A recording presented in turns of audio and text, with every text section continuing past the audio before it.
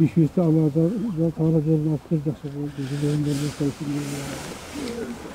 Рахмат Шамбай Дүйшенбиевич. Азыр Жогорку Кеңештин депутаты Момбеков Рыскел Чыныбековичке берейин.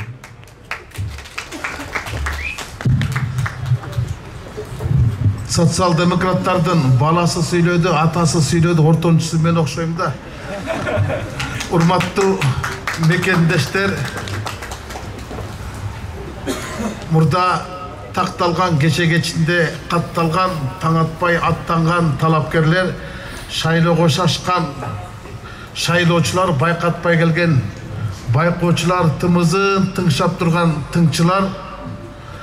Мен эми силерди үшүтпөйүн, мен силерге асыл кеп айтпайм, акыл кеп айтпайм, акыл кепти акылбек айтсын, мен силерге накыл кепти айтам. Мен силерге чындыкка жакын кепти айтам. Туура алдыда эң чоң саясий иш-чара турат. Ал шайлоо 28-ноябрда боло турган шайлоо. Бул шайлоонун тагдыры кандай болот? Кыргыздын эртеңки келечеги дал ошого жараша болот. Ошол күнгө көз каранды болот. Дегеним, таза шайлоо болгондо гана биз Кыргызстандын келечегин сактап калабыз. Эгерде өткөн шайлоодо да ыплас шайлоо боло турган болсо, мен билбейм эмне болуп кетерин. Мен президенттин Садыр Нуркожоевичтин ушул жуманын ичинде айткан тарыхтагы таза шайлоону өткөрүп берем деген сөзүнө ишенип тургам. Азыр деле ишенип турам. Бирок кечеги Бишкек шаардык административдик соттун чечими бул административдик ресурска уруксат берген чечим. Мен ушундай сыпаттайм. Борбордук шайлоо комиссиясы Жогорку Кеңештин төрагасы каттоодун четке калды. Бир добушта 11 тең жумуштап ошондой корутунду алып чыкты. Бирок сот кече аны четке калды. Эмне үчүн? Анткени ортодон президенттин жарлыгы чыгып. 18 октябрда Кыргыз Республикасынын президентинин жарлыгында мынтип жазып калды. Кыргыз Республикасынын Жогорку Кеңештин төрагасы тирек Кыргыз Республикасынын Жогорку Кеңештин депутаты деп. Кечеги сот аны депутат деп таанып, ал кызматын тапшырбаш керек деген бүтүмгө келди. Төрагасы эмне кылат? Бекитип коебу. Кече-кечинде эле биздин эки талапкерди каттабаганга аракет кылды. Соттуулугу бар экен. Соттуулугу бар болсо башында каттабайт эле да. Бул бийлик тарабына бизге болгон биринчи тоскоолдуктар болду. Ушунун өзүнө менде типейл ой кетти. Таза шайлоо болобу деген. Бирок буга чейин эле аймактарга бөлүнүшү, округтарга кайсы бир талапкерлердин артында мындайча айтканда таза эмес шайлоонун көрүнүп калбады. Анан эми азыр мен дагы деле ишенип турам президенттин таза шайлоо өткөрүп берем деген талабына. Бирок президент тегерегиндеги аппаратчылары, истеблишменттер башка кылып атпайбы? Айтып атат президент бийликтин партиясы жок деп. Бирок көрдүңөр да, бийликтин партиясы менен баратам деп бирөөсү айтып атпайбы? Бийликтин партиясы жок болсо кечеги сот БШКнын чечимин жокко чыгарбайт эле да. Эми мен таң калам, БШК эми кандай чечим кабыл алат? БШКны бычка тагып койду. Же бырбыйтат, же тыртыйтат. Алар эмне кылат эми? Эгерде борбордук шайлоо комиссиясы эртең өзүнүн чечимин, мурун жок каттай койгон чечимин кайта жокко чыгарып, кайра каттай турган болсо, анда бүттү. Анда таза шайлоо деген талапты айтпай эле коюш керек. Анда жаназа окуй бериш керек ошол сөзгө.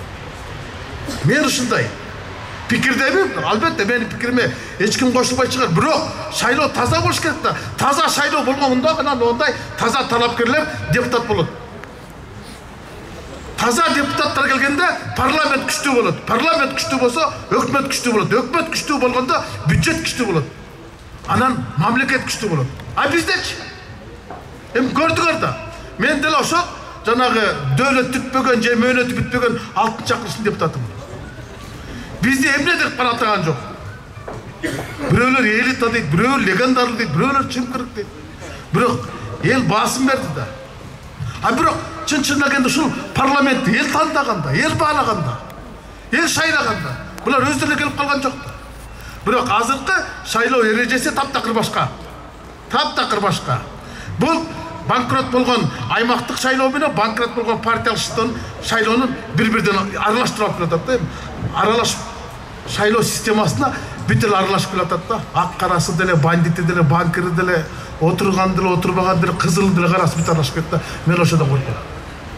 Мен ошодон корком. Шайлоонун этеги кандай болуп тур. Мен башында ушу преференциалдуу шайлоону 120нын бардыгы партиялык тизме менен болсун, бирок ар бир Кыргызстанда ошо партиянын ичиндеги талапкерди тандасын деген нерсеге басым жасаганбыз. Ошол мыйзам долбоорду алып чыкканбыз. Бирок болбой эле бийлик оппозиция менен сүйлөшүп отуруп, 2 жол чайга чакырып, депутаттар жебитип, өздөрүнүн 36 аймагын киргизип алды. 36 каймагын киргизип алды. Мына чатактын бара ошоктон чыгат, көрөсүңөр. Айтты айтпады, көз ачыктык кылбай, чатактын бара ошоктон келет. Бияктан чыкпайт. Бияктан эл каалаганын тандайт. Эл кааласа ал алдыга чыгат. Жок, артта калат. Бул преференциалдуу чыныгы шайлоо. Мына ошол шайлоого биздин тизмени жаш Темирлан түптөдү. Бунун депутаттыкка башы жетет, бирок жашы жетпей калбады атаңар. Ушул үчүн бир мыйзамды кылдырып, буну өткөн шайлоодо талапкерлер, бул шайлоодо талапкер болбой калды. Бул шайлоодо бул саяпкер болуп калды. Талапкер болгон.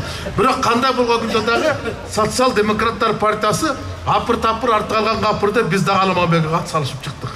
Мына ушул курам менен кеп биздин курагыбызда эмес, кеп биздин курамыбызда, кеп биздин кулагыбызда. Бизди элдин үнүн угуп, ошол үндү трибунадан көтөрөбүз. Биз чындыкты айтып чыгабыз деп, кел урам менен чыгатабыз. Ушул партиянын эң башын түптөгөн, күчтөгөн мына Ишенбай Дүйшөнбиевич биз менен баратат. Аксакалдык кылып.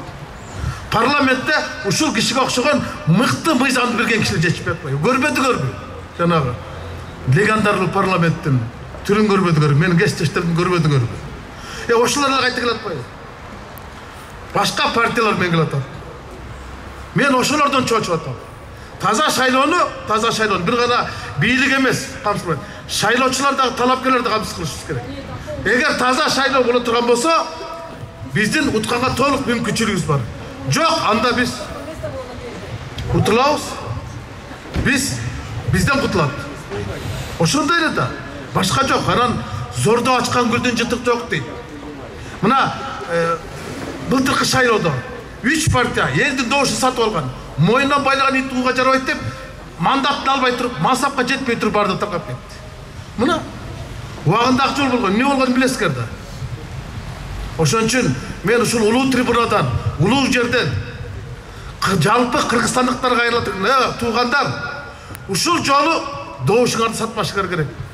Ушул жолу Кыргызстанды сакташыңар керек.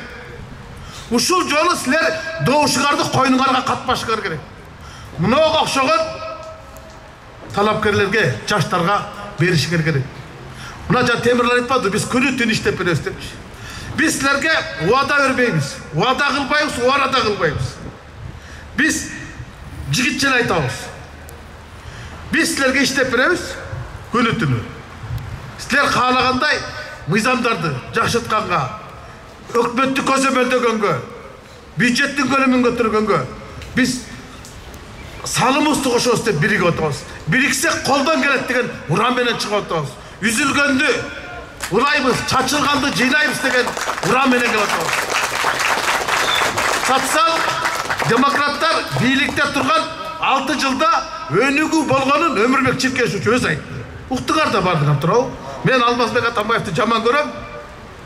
Бирок анын убагында өнүгүү болгонун, элдин бийликке болгон ишеними эң жогорку четкенин мойнума алам деди. Мына чындык. Азыр. Ошол чачылды, ошол үзүлдү. Биз ошол үзүлгөндү улайбыз деген урам менен чыгып атабыз. Азыр же көмүр жок, же көңүл жок. Көңүл да ток эмес да. Же свет жок. Же үйүң жылуу эмес, же жүрөгүң жылуу эмес. Шишигенге үшүгөн болуп турабыз ушул жерде турабы. Эртең эмне болуп кетет деп. Баары көтөрүлүп атат. Баа көтөрүлүп атат, нерв көтөрүлүп атат. Пособия, пенсия көтөрүлгөн жок. Өкмөттүн көрдүңөр да, бош араба каттуу калдырайт дейт да. Ошондой уруп атат да, асман шаарын салабыз. Анан кийин тиги учуусуз учкучтарды алып чыгабыз, троллейбус алабыз, автобус алабыз деген жомок да. Мен ошол өкмөттүн жогорку кеңеште бюджеттин бекитип ошолорду жок дешти экен. Каратып туруп бүгүн Кыргызстанды караңгылык ичинде каптап калды. Эл калк ишенип чындык ишенбей калды. Чындык байкуш көчөдө чылкырап ыйлап атат. Сооруткан киши жок. Калк деген төрдө сайраңдап атат да. Бүгүн Кыргызстанды калк башкарып калды. Алыптар эмес, калктар башкарып калды. Ачында калк башкарыш керек да. Эл башкарыш керек да. Эл эчтекени башкарып калды. Эл деген эртекисинен үмүтүн үзүп баратат. Эмне болот экен деп. Жазга жетебизби же сазга жетебизби деп. Түпөйүн. Ушунда оор кырдаалда социал-демократтар элдин жүгүн артабыз деген урам менен чыктык. Мына ушул курам. Мына ушул жөнөкөй арабыздан карагыла. Жок. Коррупцияга шектелгендер. Жана Темирлан айтып кетпедиби? Абдыкалык Рустамов. Ошол 16.000 гектарды жанагы Хрущев берген байталды Маленков болуп кайталды деген Бабанов кайтарган 16.000 гектар жерди кайта беребиз дегенде ушул какайып туруп алды да бербейм дечи. Мына бербесең деп туруп камыз болду. 1 жыл жөн эле отурду. 1 жыл жөн эле СИЗОдо отурду. 1 жарым жыл отурдуш керек. Ыңжыгы жок кетти. Мына ошол дагы бүгүн биздин катарыбызда отурат. Убагында Ишенбай, Дүйшенбеевич, мына Кадырбеков. Түрмөдө отуруп депутат болгон. Элге чыгып агитация айтпайды. Эл сууруп чыккан. Эл добушун берген. Эл ишенген. Мына ошо эл ишенген Ишенбайга да биз менен барат. Анан бул жолкусу шайлоо өтө катуу болот. Кадыр калыңдар менен капчы калыңдардын кармашы болот. Бирок элибиз деле 1 жылдын ичинде бир топ нерсени сезди, көрдөш керек, ойгондош керек, ойлондош керек, болбойт деген сөзгө келдош керек да. Бул азыркы шайлоо эл аралык уюмдардын алдындагы Кыргызстандын экзамени. Экзамендер дейт. Азыр бизди эч ким көрдүңөр да 1 жылдын ичинде Кыргызстанга бир мамлекеттин премьери же президенти келди. Келбей атпайбы кашайып. Келбеген аскербенс бербей да атпайбы. Өзүбүз менен өзүбүз болуп эле жыргап атпайбызбы? Пункттерди алдык, анан алтыныбыз көп, эл очеткө туруп калды деп. Кана ошол очеткө туруп калса? Мен таң калам да кээде. Мынча миллиард бар, мынча миллион бюджетке түштү депчи. Пенсия пособиен бере албай атпайбызбы? Чындык башка жакта да. Бүгүн чындыкты айткан кишилерди эл душманы кылып атпайбы? Калп айткан кишилердин баарын манас орден берип атпайбы? Бүгүн кошоматчылар ушундай чоң даражага жетип атпайбы? Орден, медаль алып атпайбы? Баатырлардын бардыгы камакта жатып атпайбы? Самат тескери кетип аткандай. Биз ошон үчүн бүзүлгөндү улайбыз, чачылганды жыйлайбыз, бириксең колдон келет деген ураммен чыгып атабыз. Урматтуу кыргызстандыктар, эртеңки шайлоодо 23 жолу 30 жыл жаңылдык. Бир жолу жаңылбагылачы. Бир жолу жаңылагылачы парламентте деле. Ушундай жаштар менен, ушундай аксакал, ушундай курак менен. Көрдүк да жанагы кел атпайбы? Азыркы эле 120 депутаттын 70-и кел атат. Жарымысы аймактан кел атат, жарымысы партиялар менен кел атат. Ушул кел атат, туш тараптан эле кел атат. Анан кийин жаңылануу болуш керек го деп ойлойм. Ошо жаңыланууну эл өзү камсыз кылат деп ойлойм. Алдыңкы шайлоодо социал-демократтар партиясы алдын кордордо келет деген терең менде ишенич бар. Биз силерди ишендирип кете алабыз. Биз силерге жеңилдик беребиз, силер бизге добуш бересиз деп кепилдик бергиле. Бар болуңуздар. Чоң рахмат, Рыскел Сулейкович.